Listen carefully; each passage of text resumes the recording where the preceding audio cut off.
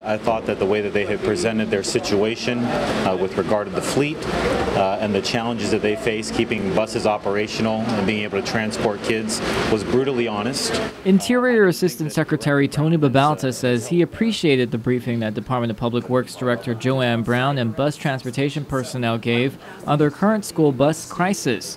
24 expired buses and plans to replace DPW's aging fleet of 129 operational buses were discussed, which included the possible replacement of 25 Bluebird buses a year for 2 years at a cost of $5.5 million, or replacing 10 buses a year for 10 years at a cost of $2.2 million. Babauta was also shown images of DPW's termite-infested substations and rust problems on buses. He was also informed on the shortage of staff in the Transportation Maintenance Division, which is now at 17 personnel and 12 mechanics. Babauta says safe and adequate bus service to the children of the island is something he's very concerned about, and he's willing to work with DPW, Governor Eddie Calvo, and the legislature to find some sort of relief. I don't believe that I have the resources that's needed based on what they have presented to me. I don't believe I have the resources presently needed to address all of the concerns. But certainly, I'd like to talk, have a further conversation with Director Brown and the governor's office and members of the Guam legislature. Brown says she appreciated Babauta taking the time out of his busy schedule to talk and even ride a school bus in the rain with their bus drivers and mechanics. She mentions this will give him a better idea of what needs to be done at DPW. As I mentioned before, we are in a real crisis situation, and just talking about it's one thing. Coming out here and seeing the day-to-day realities is another, and so I think it's important to be able to have that opportunity, and certainly for him to take the time to do so.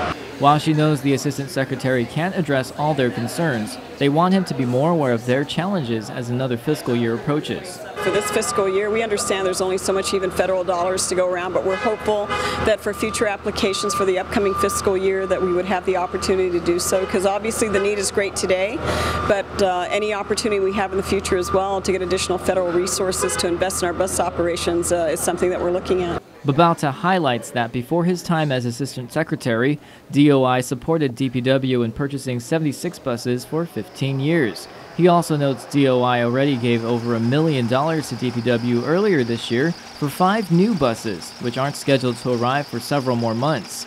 He believes long-term planning will help get DPW out of its bus crisis, and that starts now. I think if we threw $1 million or $2 million or $5 million at this problem today, it does nothing to solve the problem for this coming school year. This is certainly, their challenges are great, and it's a long-term problem that requires a plan of service, not only service of the buses, but also service of the routes and ensuring that the kids are getting to school in safe vehicles, under safe conditions, in adequate shelters around the island.